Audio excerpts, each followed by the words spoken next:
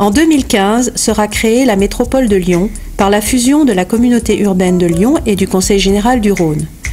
Comment cette nouvelle collectivité territoriale prendra-t-elle en compte le développement durable? Quels seront les enjeux à traiter? Comment les communes et la métropole agiront-elles ensemble? Quel sera le rôle du club développement durable des 58 communes de la métropole? Ce film permettra à chaque acteur de réfléchir à ces questions. Pourquoi une métropole à Lyon? En fait, la métropole existe depuis longtemps dans la tête des habitants de cette métropole. Quand on part à l'étranger, quand on agit aujourd'hui, la métropole lyonnaise est une réalité. Mais elle ne l'était pas du point de vue institutionnel. Au total, pourquoi faire compliqué puisqu'on peut faire plus simple? Et donc nous montrons l'exemple dans notre pays en simplifiant les échelons administratifs.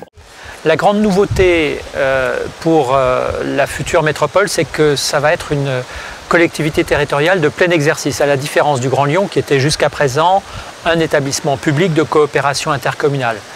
Ce qui ne changera pas, par contre, c'est son périmètre géographique, puisque le Grand Lyon va rester dans les limites actuelles de son territoire. Alors, le développement durable, nous le ferons mieux demain qu'aujourd'hui grâce à la métropole, parce que aujourd'hui, le Grand Lyon a des compétences qui sont très tournées vers le dur, vers la construction, vers la voirie, les équipements, les installations, le logement, alors que le département est beaucoup plus tourné vers les difficultés sociales que rencontrent les personnes âgées, les petits-enfants, les personnes handicapées. Et donc les questions de développement durable seront prises par nos compétences de façon beaucoup plus cohérente qu'elles ne le sont aujourd'hui.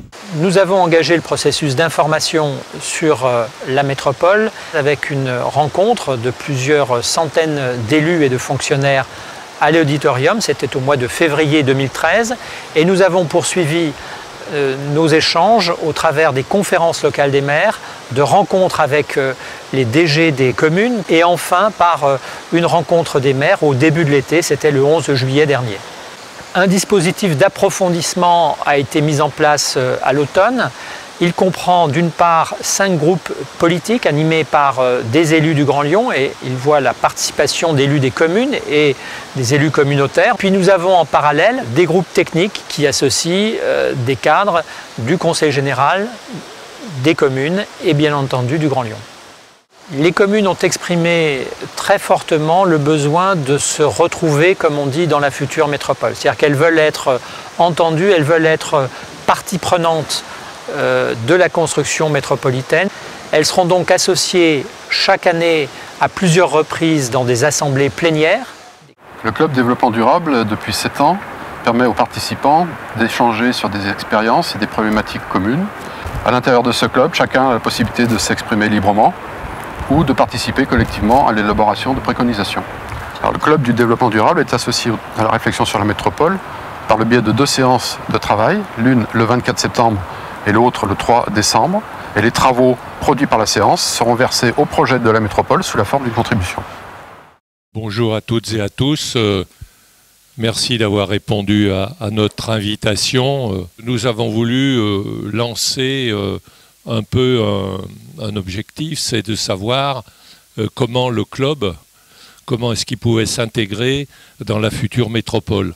Parce que je pense que là, on doit avoir un rôle à jouer.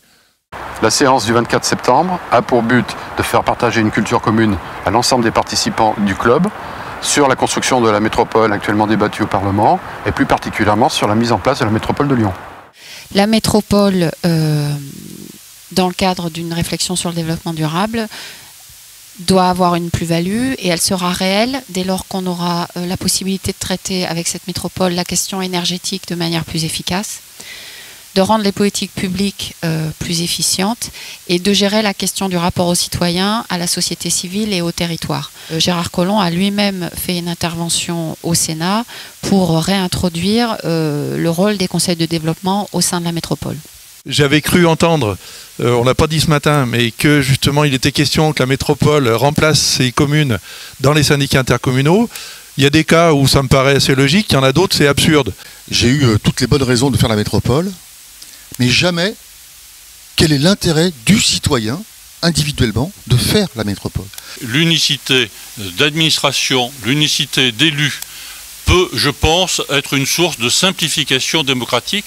Après, à nous d'être capables de faire que les citoyens, en effet, participent à la vie, à l'espace public, de façon plus importante que ce n'est aujourd'hui. Dans un second temps, la séance permet une présentation des conférences des maires à l'aune d'un bilan de 10 années de fonctionnement, sachant qu'elles auront probablement un rôle important à jouer dans la mise en place de la gouvernance de la métropole. Cette séance prépare celle du mois de décembre qui visera à faire des propositions en atelier de travail. Le club doit répondre à 3 questions. La première, quel est le positionnement du club dans le contexte de métropolisation? Alors la seconde, comment le développement durable peut-il intégrer les enjeux de la métropole? Et la troisième, quelles problématiques approfondir au sein du club du 3 décembre? Une idée par post-it avec une explication par une phrase pour bien qu'on comprenne. Veiller à garder le côté local quand même. Ouais, c'est un format, c'est ça qui est bien. Le nombre de personnes qui vient, qui veut. Hein. On peut écrire, hein, pas institutionnel. C'est ça. Pas institutionnel, mais... Alors, je peux écrire ça. Ou de pouvoir proposer des sujets aux conférences des maires, de pouvoir dire, ah ben là, voilà, tel sujet, il y a un lien hein, quand même. Parce qu'on a l'impression que ça fonctionne chacun de son côté. C'est un peu ça. Que le Grand Lyon puisse nous accompagner sur des démarches d'évaluation. Je lis un certain nombre de post-it, on va essayer de les regrouper. Positionnement d'évaluation. Et là, il y a un bloc qui est évaluer, co-construire. On n'institutionnalise pas, mais on a un bloc qui co-construit des propositions. Et puis, le lien avec les CLM. Comment rendre opérationnelles les stratégies métropolitaines à l'échelle de la proximité? Un atelier à part entière qui est la cohérence, cohérence entre les niveaux de territoire. C'est peut-être un thème à approfondir. Je ne dis pas que le club devra faire ça. Il y aura un atelier là-dessus. Alors les enjeux du développement durable de la future métropole de Lyon se placent à 2 grands niveaux pour moi, sur la problématique des déplacements et sur la problématique des économies d'énergie. C'est les 2 sujets sur lesquels on peut avoir un levier important et qui sont directement productifs en termes de résultats immédiats. Quel pourrait être le rôle du club dans le système métropolitain? Tout d'abord, c'est un lieu d'échange entre les communes et le Grand Lyon sur les agendas 21 locaux et l'agenda 21 du Grand Lyon. Je pense que c'est important de le maintenir. Ensuite, ça peut être un rôle de questionnement de la métropole sur ses politiques publiques par le filtre du développement durable. Et enfin, je pense que c'est un lieu qui peut être un lieu de proposition à l'égard des conférences locales des maires pour une action territorialisée en termes de développement durable. À l'élaboration de chaque projet, déjà au stade de la réflexion, ensuite au stade des appels d'offres, des mises en œuvre, il faut qu'il y ait une fiche développement durable avec les grands enjeux du sujet, avec 3, 4 principes, peut-être pas tous les principes du développement durable, mais au moins les plus importants en fonction du sujet considéré. Donc l'enjeu, ce sera de redéfinir une meilleure organisation des intercommunalités intermédiaires entre le Grand Lyon, le département fusionné et les communes individuellement prises, de façon que cette nouvelle intercommunalité soit plus efficace en matière d'accessibilité pour le public et d'accomplissement du service. Il y a une crainte que les communes disparaissent et que le pouvoir qu'ont les élus locaux ne s'exprime plus. La crainte aussi que cette métropole devienne une grande bureaucratie et qu'au lieu d'être proche des habitants, on s'en éloigne. Et donc pour cela, il faut savoir concilier la présence d'élus qui sont irremplaçables et qui sont en général les premiers interlocuteurs des habitants, qui doivent donc exister et être là.